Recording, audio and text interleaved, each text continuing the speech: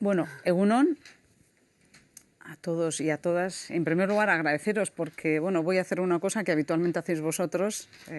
Soy casi una intrusa, ¿no?, en este programa casi que hemos llamado Ruta Europa, que tiene como objetivo, pues, hablar del proyecto europeo, pero poniendo otras voces, otros enfoques, por la dificultad que tenemos a veces de hablar de lo que es el proyecto europeo, de lo que supone y sobre todo de su proyección de futuro, pero también de lo que fue, ¿no? Bueno, hoy en la mesa nos acompañan Adolfo Lorente, Silvia Martínez, Olatxa Arrieta y Mikel Rotaeche. Y la primera pregunta, bueno, pues cuando vosotros llegasteis aquí, ¿qué os sorprendió? ¿Qué os pareció? ¿Os encontrasteis lo que esperabais? ¿Algo os decepcionó? ¿Os sorprendió? Adolfo, desde el ámbito local, ¿no?, que es donde más experiencia has tenido, y ahora como corresponsal del Correo, ¿cuál ha sido tu punto de vista? Bueno, yo vine en septiembre de 2013 y estaba en Vitoria, y la verdad que lo primero que cuando vienes aquí, lo primero que te sorprende es la enormidad de todo esto. Es decir, te plantas en Schumann y haces, ¿qué es esto? ¿A dónde voy? Es decir, es lo grande que es esto. Es un poco, siempre hablamos, o yo hablo con mi entorno, de decir que o la UE te la comes o la UE te devora.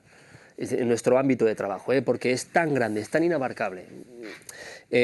Poder gestionar la UE es todo tan grande que es muy complicado, ¿no? A mí la sensación de la balanza de positivo o negativo es muy positivo. A mí me ha sorprendido gratamente esto. Te haces muy fan de la UE. Yo me he hecho muy fan de la UE porque te metes en la dinámica de intentar solucionar las cosas y tal. Y la verdad es que yo soy muy fan de la UE en este sentido y me ha traído muy buenas sensaciones y muy buena experiencia. Silvia Martínez, que ha escrito para Deia, ahora está en El Periódico y lleva muchos años. Después de un máster, la inmersión fue total, ¿no?, en el proyecto europeo y en Bruselas. ¿Cuál es tu enfoque, tu punto de vista con esa trayectoria? Hombre, en mi caso yo llegué ya hace 17 años, que se dicen pronto. 17 años en los que han cambiado muchísimo las cosas. Yo no sé si Adolfo se declara fan. Yo era fan, pero es verdad que me ha desencantado un poco toda la trayectoria desde entonces, ¿no? Creo que se hacen aquí cosas muy importantes, pero es verdad que no siempre se reflejan como se deberían, ¿no? Pero bueno, es muy apasionante. La verdad es que lo bueno de Bruselas es que te permite atacar muchísimos temas de muchísimos ámbitos distintos, y en ese sentido, no sé, es lo que me ha sorprendido gratamente, ¿no? También que tienes una visión de Europa que no la tienes desde Bilbao. Yo también, como Adolfo, yo venía de allí, había trabajado en Bilbao 5 años. En mi caso hice un máster en estudios europeos, entonces cuando aterricé, bueno, no me sonaba todo, digamos, a chino, porque aquí necesitas realmente un periodo de aclimatación para empezar a dominar un poco el terreno y la jerga, ¿no?, europea, que parece a veces que tanta distancia, ¿no?, genera. Pero bueno, también en general el balance también es positivo, muy positivo. Olatxa Arrieta, con tu experiencia, porque claro, he descubierto que fuiste corresponsal de Euskadi Irratia en Moscú, que estuviste 2 años, esa enorme ventana de Nueva York, donde también fuiste corresponsal de TV, y desde hace unos pocos años en Bruselas, corresponsal de TV. ¿Cuál ha sido tu visión desde esas diferentes miradas, ¿no?, del proyecto europeo? Bueno, como le pasa a Silvia, yo también el proyecto europeo lo estudié en un máster, pero claro, la teoría luego con la práctica no tiene nada que ver, ¿no? Y yo venía con una actitud muy crítica sobre la Unión Europea. Yo había estudiado en Estados Unidos y entonces allí la Unión Europea, desde el punto de vista académico, se estudia de una forma muy crítica, ¿no? Como la Unión Europea es un animal único, quizás en periodo de extinción dentro de la fauna mundial, ¿no?, de organizaciones internacionales, y entonces bueno, tenía ganas de ver, ¿no?, esto como era en la práctica después, pero venía con una actitud muy crítica de la Unión Europea, pues, sobre todo del euro, ¿no?, el área económica y tal. Y luego cuando llegué, pues me llevé una grata sorpresa, porque pensé, bueno, esto parece que funciona, ¿no?, se hacen cosas y Y bueno, pues eso, si es que lo tienes que ver, o sea, es como todo, es como cualquier corresponsalía, pues que bueno, pues vienes con lo que te han contado los compañeros de antes, que eso también yo creo que influye bastante, y luego con lo que te encuentras aquí, ¿no? Y como periodista, bueno, pues es un sitio fascinante. Yo, vamos, sin duda alguna, uno de los sitios más interesantes para estar como corresponsal. De hecho, creo que es la ciudad, Bruselas es la ciudad con más corresponsales del mundo occidental, más incluso que Washington, ¿no? Que es como ahora el centro del mundo.